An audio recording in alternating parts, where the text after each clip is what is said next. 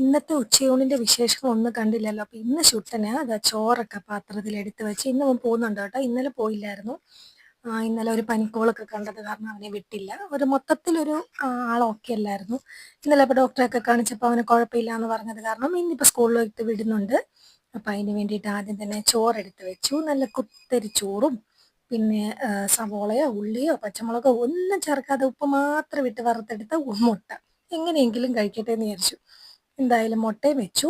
പിന്നെ കപ്ലങ്ങായും ക്യാരറ്റും കൂടെ മെഴുക്കുരട്ടി വെച്ചു. ഇതാശാൻ കൂട്ടാൻ വഴിയൊന്നുമില്ല, എന്നാലും നമുക്ക് വെച്ചേക്കാം.